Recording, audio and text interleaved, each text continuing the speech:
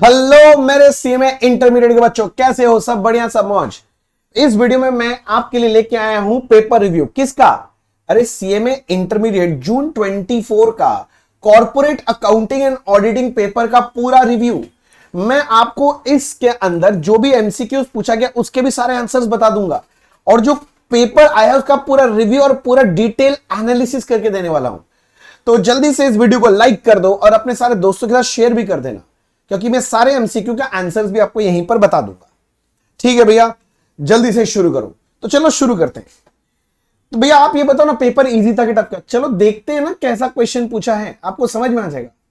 देखो पहला क्वेश्चन जो वो लोग देता है एमसीक्यू का 30 मार्क्स का, भैया 30 मार्क्स दिया है और मैं बहुत ज्यादा खुश हूं, क्योंकि ये लोग जो एमसीक्यू पूछा है अच्छा एमसीक्यू है। और मजा का बात है ये सारा एमसीक्यूज, वो जो मैंने अभी वीडियो नहीं डाला था आपके लिए लास्ट 12 टर्म्स का जो क्वेश्चंस, सब उसमें से पूछा है। जो बच्चे लोग मेरे से क्लास ले लो, कमेंट बॉक्स में लिख के बताना पूछा है कि नहीं पूछा है, क्योंकि मेरे को 2-4 बच्चों ने भी बोला कि भैया एकदम सब कुछ तो वहीं से आया है। देखो मैंने ना आंसर मार्क कर दिया येलो से, तो जो लोग चेक करना चाहते हो देख लो। क्वेश्चन नंबर 1 जो था ना, उससे पूछा बोला था कि प्रेफरेंशियल कैपिटल 10 लाख रुपए का है, और सारा का सारा जो है ना फ्रेश इशू करवाओगे 10 लाख का। बोले सीआर कितना बनाना है? कुछ भी नहीं, 0, तो लिख दिया 0। फिर इसमें से ये वाला क्वेश्चन है कि भैया बोनस में कौन सा रिजर्व यूज नहीं कर सकते, तो बोनस के लिए भैया कौन सा रीवैल्यूएशन रिजर्व यूज नहीं कर सकते। ठीक है, ये सब क्लास में बताया हुआ है भी आपको। उसके बाद discount received shall be shown under. Discount receive कहां जाएगा भैया? इनकम है। दो चीज होता है, रेवेन्यू फ्रॉम ऑपरेशन मतलब सेल, और अदर, तो अदर में जाना चाहिए, तो वही लिखा other income. Next, Which of the following is not treated as cash flow from operating activities? इसका ऑप्शन डी होगा, cash receive from other parties for repayment of loan. ठीक है ना। उसके बाद banking company needs to transfer कितना to reserve fund, तो वही 20%। नेक्स्ट आपका बोला है which of the following is not mandatory financial statement for life insurance. Life insurance वाले लोग क्या बनाते हैं? एक तो रेवेन्यू अकाउंट बनाते हैं, पीएल बनाते हैं, बैलेंस शीट, तो एक्स्ट्रा कौन सा दिया? कैश फ्लो स्टेटमेंट, वही होगा। फिर आपका वो AS 19 जो है ना, सॉरी क्या नाम है, retirement benefit, Ind AS 19 retirement benefit से क्वेश्चन पूछ दिया, उसका ऑप्शन सी आंसर होगा। हाँ, वो वाला दिया था, कैरी फॉरवर्ड नहीं होगा, वो वाला दिया था बस। इसके बाद ऑडिट का देखो, तो इसका मतलब आपके पास ना 7 हो ना कॉर्पोरेट अकाउंटिंग से एमसीक्यू पूछा, 7 into 2 यानी 14 मार्क्स जो है ना, वो कॉर्पोरेट अकाउंटिंग का एमसीक्यू पूछ रखा है। एक बढ़िया एनालिसिस दिखाऊंगा आपको पेपर में, देखना। फिर क्वेश्चन नंबर 7 जो है आपका ऑडिट का है, उसका ऑप्शन नंबर बी होगा। मैं बस ऑप्शन बोल रहा हूं, इसको पढ़ के नहीं सुना रहा। क्वेश्चन नंबर 9 जो है ऑल ऑफ दीज होगा। क्वेश्चन नंबर 10 जो है डी है, 11 का सी है, जो लोग मिलाने के लिए बैठे उन लोग के लिए बोल रहा हूं। 12 का डी है और 13 का 3 होगा, 14 का डी है और 15 का सी है। ये मैं आंसर बता दिया। अब सीधा बात, एमसीक्यू डिफिकल्ट थे कि इजी थे? बहुत इजी थे। मैं इतना इजी एमसीक्यू एक्सपेक्ट कर ही नहीं रहा था। 2-4 मैं तो घुमाने वाला एमसीक्यू सोच रहा था इस बार इंस्टीट्यूट दे देगा, पर इंस्टीट्यूट वो भी नहीं किया। अच्छा, एक एनालिसिस ये हुआ कि कॉर्पोरेट से कितने का एमसीक्यू पूछा? 14 मार्क्स का। तो बाकी कितना क्वेश्चन बचा? 8 क्वेश्चन ऑडिट से पूछा, यानी 16 मार्क्स का ऑडिट से पूछा। तो अभी तक का 30 मार्क्स में 14 मार्क्स कॉर्पोरेट से पूछा, 16 मार्क्स ऑडिट से पूछ लिया, बढ़िया। अब इसके बाद देख के तो मेरा दिल बाग बाग हो गया, भैया क्या क्वेश्चन पूछा इंस्टीट्यूट। सेक्शन बी में बोलता है आपको 7 में से 5 क्वेश्चन करना होता है। देखो क्या क्या दिया है। पहला क्वेश्चन जो है 2A 7 मार्क्स का डाला है, ये भैया आपका वो वाला डाल दिया राइट इशू का। एक तो theoretical market price, value of right, percentage increase in share capital. ये क्वेश्चन तो क्लास में भर भर के हर बच्चा करके आता है, जो भी बच्चा थोड़ा सा भी कर रहा है। तो भैया वो राइट इशू का है, वो था ना आपका बोनस एंड राइट इशू वाला चैप्टर, उसमें ये तो मेरा कराया हुआ सम है। आप लोग सभी को एक किए होंगे, इंस्टीट्यूट के मॉड्यूल में भी इस टाइप का सम है, एकदम सिंपल स्ट्रेट फॉरवर्ड सम 7 मार्क्स का। ये अगर आप पूछोगे भैया इजी मॉडरेट डिफिकल्ट क्वेश्चन, तो आई will say this is a easy type of question. कैसा भैया? इजी क्वेश्चन, एकदम बोलते ना हाथ में हलवा पकड़ा दिया था, बोला लो एंजॉय करो, वैसा है। नेक्स्ट वाला अगर हम देखें क्वेश्चन जो है, ये तो अंडर राइटिंग से पूछा है। मैं तो इंस्टीट्यूट के ऊपर फिदा हो गया भाई साहब, इंस्टीट्यूट तो बच्चे पे मेहरबान हो गया। एकदम इंस्टीट्यूट का डायरेक्ट क्वेश्चन, मेरे मटेरियल में भी ऐसा क्वेश्चन एकदम same to same underwriting का question again I will say this is a easy type of question, easy to moderate, क्योंकि इसके अंदर सारा चीज दे दिया था तुमको, फर्म अंडर राइटिंग भी दे दिया, मार्क्ड भी दे दिया, अनमार्क्ड भी दे दिया, लाइबिलिटी ऑफ अंडर राइटर निकाले पूछा है। अगेन कम टाइम में फटाफट 7 मार्क्स उठाने वाला है।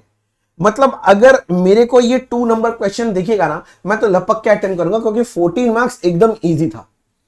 ठीक है, मैं आगे देखता हूं। इसके बाद आपको स्टार लिमिटेड का देखो क्या बनाने दिया, बैलेंस शीट, फाइनल स्टेटमेंट बना गया है, स्टेटमेंट ऑफ पीएल बनाने दिया और बैलेंस शीट बनाने दिया है। जो बच्चा लोग मेरे से क्लास लोग बोले डिट्टो सेम आप सम कराए थे क्लास में, यस वही सम है, एकदम डिट्टो सेम है जो मैंने कराया था। बट क्या बच्चे लोग के मन में हमेशा ये रहता था कि भैया फाइनल अकाउंट्स का सम नहीं देता है, हम छोड़ के चले जाएं। तो मैं हमेशा बच्चे लोग को बोलता हूं भैया सिलेबस का पार्ट है, छोड़ के मत जाओ, प्लीज छोड़ के मत जाओ। फिर बोलता था भैया दूसरे लोग सबको ही बोलते हैं कि भैया फाइनल अकाउंट्स का इतना बड़ा सम नहीं आएगा, छोड़ के जाओ। मैं बोला था भैया इंस्टीट्यूट का कोई ठीक ठिकाना नहीं, कुछ भी कर सकता है। पूरा 14 मार्क्स का लंबा चौड़ा फिनेंशियल स्टेटमेंट्स का क्वेश्चन पूछ लिया। लो जी, फाइनेंशियल स्टेटमेंट भैया लेवल ऑफ डिफिकल्टी क्या है, मॉडरेट से थोड़ा ज्यादा, किंतु डिफिकल्ट से थोड़ा कम, मॉडरेट ही मान के चलेंगे। क्वेश्चन बढ़िया क्वेश्चन है, टाइम टेकिंग क्वेश्चन था। मतलब अगर आप ये क्वेश्चन छूते हैं तो अच्छा खासा 25 मिनट आपको लगेगा सॉल्व करने में, 25 to 30 मिनट्स लगेगा। बढ़िया सम था भैया, बढ़िया सम था। ये सम अगर आप लोग आने वाले टर्म्स में एग्जाम देने वाले हैं, इस टाइप के सम्स प्रैक्टिस करके जाओ। इंस्टीट्यूट ने खाता खोल दिया, देखो ठीक है ना, प्रॉपर पूरा पीएल बनाना है, बैलेंस शीट बनाना है। ठीक है भाई साहब, नोट्स टू अकाउंट्स भी बना के दिखाना है भाई साहब। हाँ 4 नंबर क्वेश्चन भाई साहब, देखो बैंकिंग कंपनी का सबसे इजी सम पूछा है, मैं इसको इजी कैटेगरी में डालता हूं।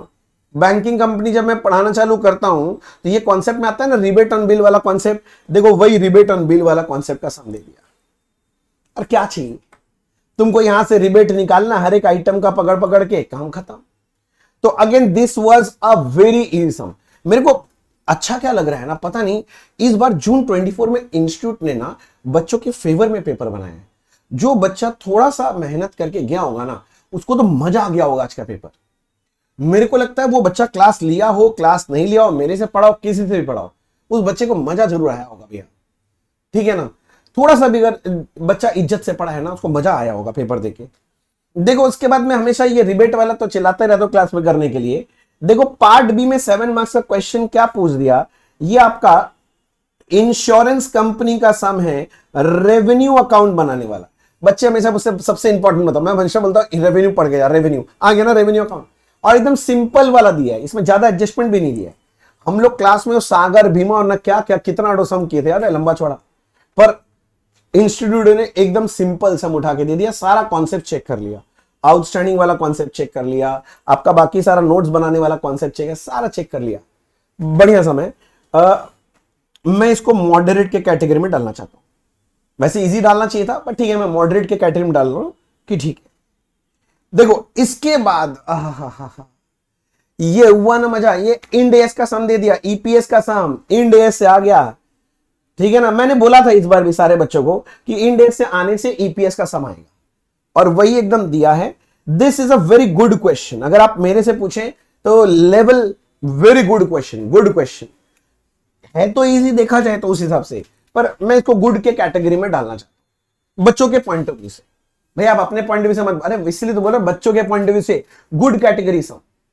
ठीक है ना, इस टाइप के सम आप आगे फ्यूचर में भी एक्सपेक्ट कर सकते हो पेपर से। ठीक है भैया, अब इसके बाद जो दिया था, मेरे को कितने बच्चे फोन कर करके बोलते थे, भैया क्या बोलते थे बताऊं, बोले भैया जानते हैं इंस्टीट्यूट का मॉडल पेपर देखे, ये देखे वो देखे, उसमें कैश फ्लो स्टेटमेंट पूछता ही नहीं है, छोड़ के चला जाऊं। मैं बोला था कैश फ्लो मत छोड़ के आना, ये ब्लफ होता है, इंस्टीट्यूट ब्लफ करेगा, पूछ लेगा। कैश फ्लो का एकदम सिंपल, आपको ऑपरेटिंग एक्टिविटी निकालने का समझ, कुछ करना ही नहीं है, ऑपरेटिंग एक्टिविटी निकालने का। Again this is a very moderate and very common type of sum, अच्छा सम था। कोई बच्चा अगर थोड़ा सा डायरेक्ट मेथड पूछा था, अच्छा भाई दबे यहां बोल भी दिया था डायरेक्ट मेथड का सम है, ठीक है ना, डायरेक्ट मेथड सॉल्व कर, तो ये 7 नंबर एकदम हलवा नंबर था, कोई दिक्कत नहीं था। अभी मजा का बात देखो, क्वेश्चन नंबर 2, 3, 4, 5 5 क्वेश्चन 14 मार्क्स का अकाउंट से पूछ लिया। भाई साहब थोड़ा देर पहले हम लोग ऊपर लिख रहे थे अकाउंट्स में एमसीक्यू पूछा था 14 मार्क्स का, मैं दिखाता हूं अभी।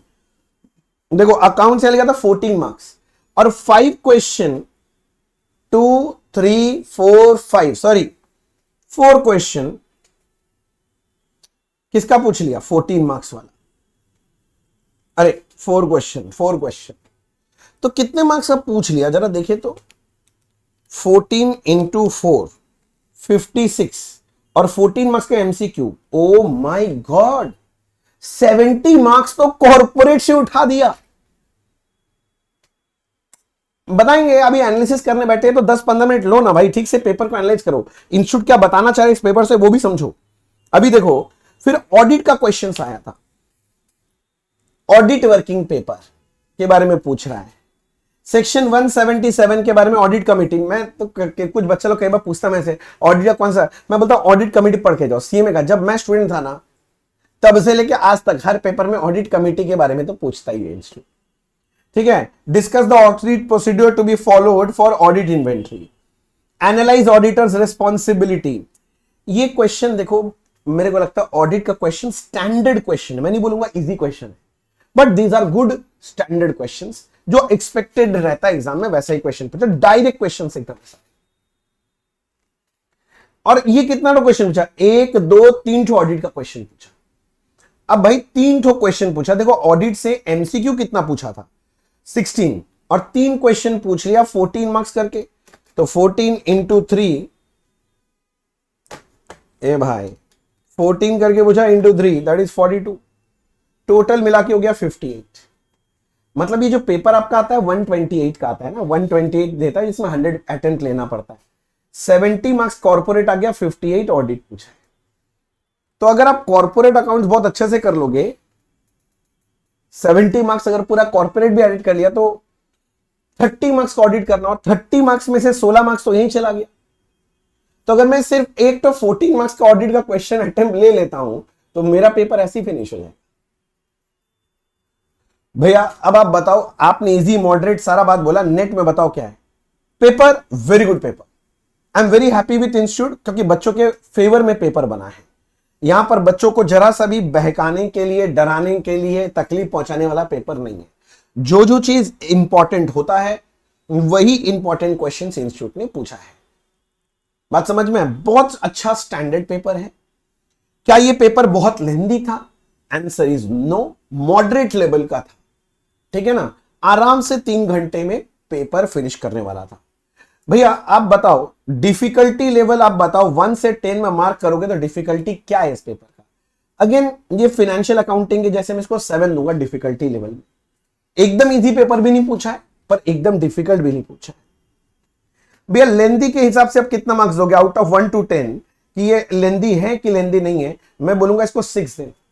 ये एकदम मीडियम से हल्का सा जा रहा है, तो इसको लेंदी पेपर के कैटेगरी में नहीं डालना चाहिए। तो ओवरऑल पेपर बहुत अच्छा था। मैं उम्मीद करता हूं कि आपके अभी पेपर अच्छा गया होगा अगर आप ये रिव्यू देख रहे हैं और एग्जाम दिए तो, ठीक है ना। और जो बच्चे लोग फिर सिर्फ रिव्यू देख रहे हैं, जिनको आगे एग्जाम है, आप ये देख के स्ट्रक्चर समझ में आ गए, इंस्टीट्यूट अब अच्छा स्टैंडर्ड क्वेश्चन पूछेगा। जो बच्चे लोग मेरा क्लास किए लोग एकदम क्लियरली बताएंगे कि 100% क्लास में कवर था। एक भी चीज ऐसा नहीं था क्वेश्चन पेपर में कि जो मैंने क्लास में बात नहीं किया या कराया नहीं है वो सम, और सारे सम्स भी कॉमन है। मेरा मॉड्यूल खोल के देखोगे, मेरा वाला जो बनाया हुआ है बुक, उसमें A to Z question covered है। ठीक है, अगर इसके बाद अगर किसी बच्चे के मन में कोई डाउट वाट जागता है तो कमेंट बॉक्स में लिखना। अगर आपको लगता है ये वीडियो यूजफुल है तो अपने सारे फ्रेंड्स के साथ भी जरूर शेयर करना, और लाइक करना मत भूलना बच्चे, लाइक करना मत भूलना। और ऑल द बेस्ट बच्चे लोग को बाकी एग्जाम के लिए, और जो लोग फ्यूचर में एग्जाम दे रहे हो उसके लिए भी ऑल द बेस्ट। ठीक है ना, और मेरे से अगर कोई हेल्प चाहिए तो मेरे से कांटेक्ट कर लेना। हमारा कांटेक्ट नंबर डिस्क्रिप्शन बॉक्स में दिया हुआ रहता है, नहीं तो हमारे वेबसाइट में जाके भी हमसे कांटेक्ट कर सकते हो। बात समझ में आ गया ना? ठीक है, चलो ऑल द बेस्ट, और मैं आपका टाइम नहीं लेने वाला हूं। Thank you so much, bye bye.